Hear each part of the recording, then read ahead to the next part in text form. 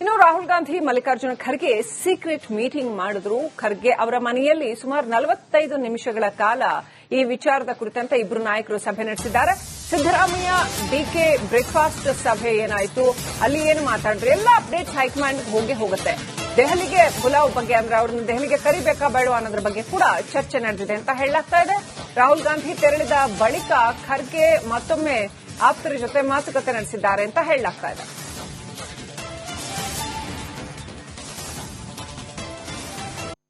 ಕರ್ನಾಟಕದ ಕಾಂಗ್ರೆಸ್ ಸರ್ಕಾರದಲ್ಲಿ ನಡೆದಿರತಕ್ಕಂತಹ ಬೆಳವಣಿಗೆಗಳು ದೆಹಲಿಯಲ್ಲಿರ್ತಕ್ಕಂಥ ಹೈಕಮಾಂಡ್ ನಾಯಕರ ನಿದ್ದೆಯನ್ನು ಕೂಡ ಗೆಡಿಸಿರ್ತಕ್ಕಂಥದ್ದು. ಹೈಕಮಾಂಡ್ ನಾಯಕರು ಸರಣಿ ಸಭೆಯನ್ನ ಬೆಳಗಿಂದನೂ ಮಾಡ್ತಾ ಇದ್ದಾರೆ.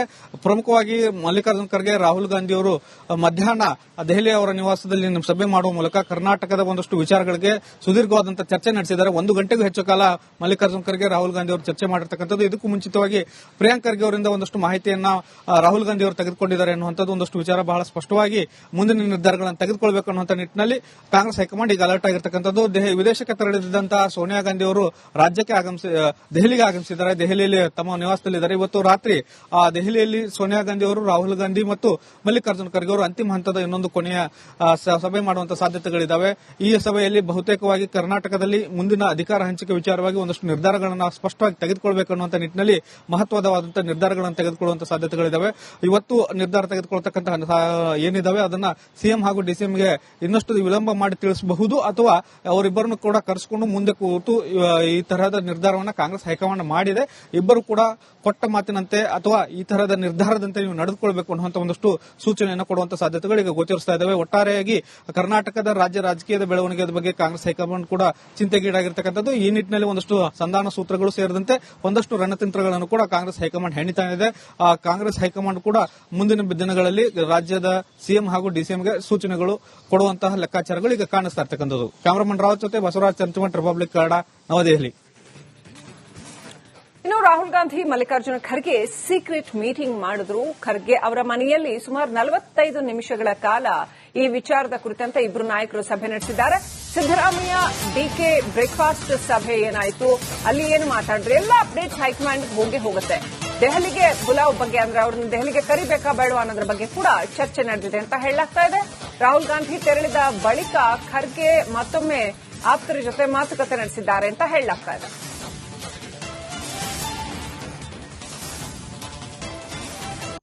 ಕರ್ನಾಟಕದ ಕಾಂಗ್ರೆಸ್ ಸರ್ಕಾರದಲ್ಲಿ ನಡೆದಿರತಕ್ಕಂತಹ ಬೆಳವಣಿಗೆಗಳು ದೆಹಲಿಯಲ್ಲಿರ್ತಕ್ಕಂತಹ ಹೈಕಮಾಂಡ್ ನಾಯಕರ ನಿದ್ದೆಯನ್ನು ಕೂಡ ಗೆಡಿಸಿರ್ತಕ್ಕಂಥದ್ದು. ಹೈಕಮಾಂಡ್ ನಾಯಕರು ಸರಣಿ ಸಭೆಯನ್ನ ಬೆಳಗಿಂದನೂ ಮಾಡ್ತಾ ಇದ್ದಾರೆ.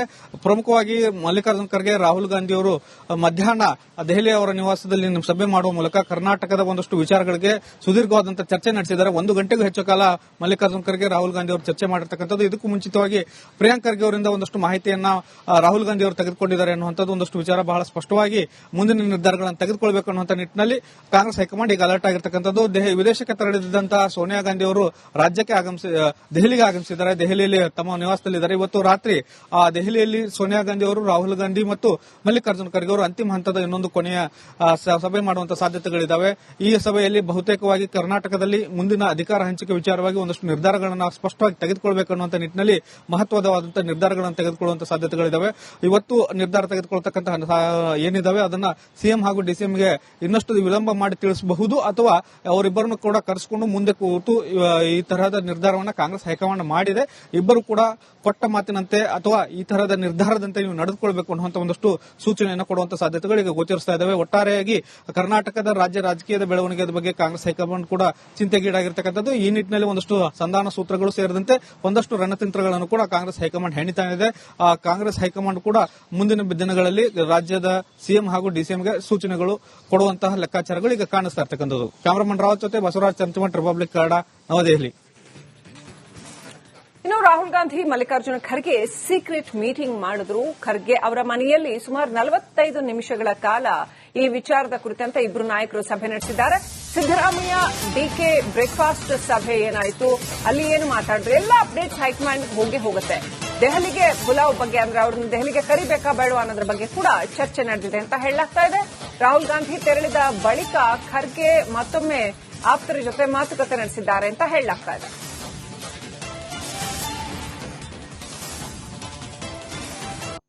ಕರ್ನಾಟಕದ ಕಾಂಗ್ರೆಸ್ ಸರ್ಕಾರದಲ್ಲಿ ನಡೆದಿರತಕ್ಕಂತಹ ಬೆಳವಣಿಗೆಗಳು ದೆಹಲಿಯಲ್ಲಿರ್ತಕ್ಕಂಥ ಹೈಕಮಾಂಡ್ ನಾಯಕರ ನಿದ್ದೆಯನ್ನು ಕೂಡ ಗೆಡಿಸಿರ್ತಕ್ಕಂಥದ್ದು. ಹೈಕಮಾಂಡ್ ನಾಯಕರು ಸರಣಿ ಸಭೆಯನ್ನ ಬೆಳಗಿಂದನೂ ಮಾಡ್ತಾ ಇದ್ದಾರೆ.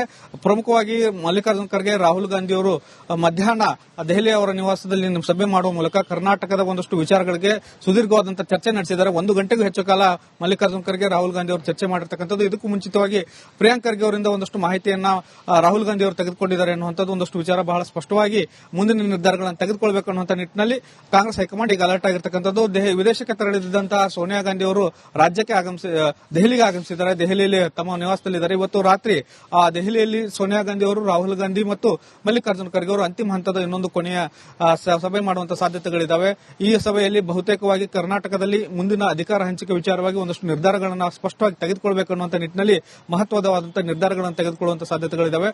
ಇವತ್ತು ನಿರ್ಧಾರ ತೆಗೆದುಕೊಳ್ಳತಕ್ಕಂತಹ ಏನಿದಾವೆ ಅದನ್ನ ಸಿಎಂ ಹಾಗೂ ಡಿಸಿಎಂಗೆ ಇನ್ನಷ್ಟು ವಿಳಂಬ ಮಾಡಿ ತಿಳಿಸಬಹುದು, ಅಥವಾ ಅವರಿಬ್ಬರನ್ನು ಕೂಡ ಕರೆಸಿಕೊಂಡು ಮುಂದೆ ಕೂತು ಈ ತರಹದ ನಿರ್ಧಾರವನ್ನು ಕಾಂಗ್ರೆಸ್ ಹೈಕಮಾಂಡ್ ಮಾಡಿದೆ. ಇಬ್ಬರು ಕೂಡ ಕೊಟ್ಟ ಮಾತಿನಂತೆ ಅಥವಾ ಈ ತರಹದ ನಿರ್ಧಾರದಂತೆ ನೀವು ನಡೆದುಕೊಳ್ಳಬೇಕು ಅನ್ನುವಂಥ ಒಂದಷ್ಟು ಸೂಚನೆಯನ್ನು ಕೊಡುವಂತಹ ಸಾಧ್ಯತೆಗಳು ಈಗ ಗೋಚರಿಸ್ತಾ ಇದ್ದಾವೆ. ಒಟ್ಟಾರೆಯಾಗಿ ಕರ್ನಾಟಕದ ರಾಜ್ಯ ರಾಜಕೀಯದ ಬೆಳವಣಿಗೆಯ ಬಗ್ಗೆ ಕಾಂಗ್ರೆಸ್ ಹೈಕಮಾಂಡ್ ಕೂಡ ಚಿಂತೆಗೀಡಾಗಿರ್ತಕ್ಕಂಥದ್ದು. ಈ ನಿಟ್ಟಿನಲ್ಲಿ ಒಂದಷ್ಟು ಸಂಧಾನ ಸೂತ್ರಗಳು ಸೇರಿದಂತೆ ಒಂದಷ್ಟು ರಣತಂತ್ರಗಳನ್ನು ಕೂಡ ಕಾಂಗ್ರೆಸ್ ಹೈಕಮಾಂಡ್ ಹೆಣಿತಾ ಇದೆ. ಕಾಂಗ್ರೆಸ್ ಹೈಕಮಾಂಡ್ ಕೂಡ ಮುಂದಿನ ದಿನಗಳಲ್ಲಿ ರಾಜ್ಯದ ಸಿಎಂ ಹಾಗೂ ಡಿಸಿಎಂಗೆ ಸೂಚನೆಗಳು ಕೊಡುವಂತಹ ಲೆಕ್ಕಾಚಾರಗಳು ಈಗ ಕಾಣಿಸ್ತಾ ಇರ್ತಕ್ಕಂಥದ್ದು. ಕ್ಯಾಮರಾಮನ್ ರಾವತ್ ಜೊತೆ ಬಸವರಾಜ್ ಚಂಚಮಠ್, ರಿಪಬ್ಲಿಕ್ ಕನ್ನಡ, ನವದೆಹಲಿ. ಇನ್ನು ರಾಹುಲ್ ಗಾಂಧಿ, ಮಲ್ಲಿಕಾರ್ಜುನ ಖರ್ಗೆ ಸೀಕ್ರೆಟ್ ಮೀಟಿಂಗ್ ಮಾಡಿದ್ರು. ಖರ್ಗೆ ಅವರ ಮನೆಯಲ್ಲಿ ಸುಮಾರು 45 ನಿಮಿಷಗಳ ಕಾಲ ಈ ವಿಚಾರದ ಕುರಿತಂತೆ ಇಬ್ಬರು ನಾಯಕರು ಸಭೆ ನಡೆಸಿದ್ದಾರೆ. ಸಿದ್ದರಾಮಯ್ಯ ಡಿಕೆ ಬ್ರೇಕ್ಫಾಸ್ಟ್ ಸಭೆ ಏನಾಯಿತು, ಅಲ್ಲಿ ಏನು ಮಾತಾಡಿದ್ರು, ಎಲ್ಲ ಅಪ್ಡೇಟ್ಸ್ ಹೈಕಮಾಂಡ್ ಹೋಗುತ್ತೆ. ದೆಹಲಿಗೆ ಬುಲಾವ್ ಬಗ್ಗೆ, ಅಂದ್ರೆ ಅವ್ರನ್ನ ದೆಹಲಿಗೆ ಕರಿಬೇಕಾ ಬೇಡವಾ ಅನ್ನೋದ್ರ ಬಗ್ಗೆ ಕೂಡ ಚರ್ಚೆ ನಡೆದಿದೆ ಅಂತ ಹೇಳಲಾಗ್ತಾ ಇದೆ. ರಾಹುಲ್ ಗಾಂಧಿ ತೆರಳಿದ ಬಳಿಕ ಖರ್ಗೆ ಮತ್ತೊಮ್ಮೆ ಆಪ್ತರ ಜೊತೆ ಮಾತುಕತೆ ನಡೆಸಿದ್ದಾರೆ ಅಂತ ಹೇಳಲಾಗ್ತಾ ಇದೆ.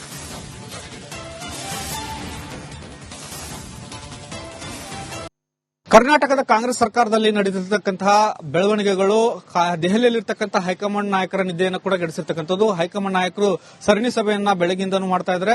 ಪ್ರಮುಖವಾಗಿ ಮಲ್ಲಿಕಾರ್ಜುನ ಖರ್ಗೆ, ರಾಹುಲ್ ಗಾಂಧಿ ಅವರು ಮಧ್ಯಾಹ್ನ ದೆಹಲಿ ಅವರ ನಿವಾಸದಲ್ಲಿ ಸಭೆ ಮಾಡುವ ಮೂಲಕ ಕರ್ನಾಟಕದ ಒಂದಷ್ಟು ವಿಚಾರಗಳಿಗೆ ಸುದೀರ್ಘವಾದಂತಹ ಚರ್ಚೆ ನಡೆಸಿದ್ದಾರೆ. 1 ಗಂಟೆಗೂ ಹೆಚ್ಚು ಕಾಲ ಮಲ್ಲಿಕಾರ್ಜುನ ಖರ್ಗೆ, ರಾಹುಲ್ ಗಾಂಧಿ ಅವರು ಚರ್ಚೆ ಮಾಡಿರ್ತಕ್ಕಂಥದ್ದು. ಇದಕ್ಕೂ ಮುಂಚಿತವಾಗಿ ಪ್ರಿಯಾಂಕ್ ಖರ್ಗೆ ಅವರಿಂದ ಒಂದಷ್ಟು ಮಾಹಿತಿಯನ್ನ ರಾಹುಲ್ ಗಾಂಧಿ ಅವರು ತೆಗೆದುಕೊಂಡಿದ್ದಾರೆ ಅನ್ನುವಂಥದ್ದು ಒಂದಷ್ಟು ವಿಚಾರ ಬಹಳ ಸ್ಪಷ್ಟವಾಗಿ ಮುಂದಿನ ನಿರ್ಧಾರಗಳನ್ನು ತೆಗೆದುಕೊಳ್ಳಬೇಕು ಅನ್ನುವಂಥ ನಿಟ್ಟಿನಲ್ಲಿ ಕಾಂಗ್ರೆಸ್ ಹೈಕಮಾಂಡ್ ಈಗ ಅಲರ್ಟ್ ಆಗಿರ್ತಕ್ಕಂಥದ್ದು.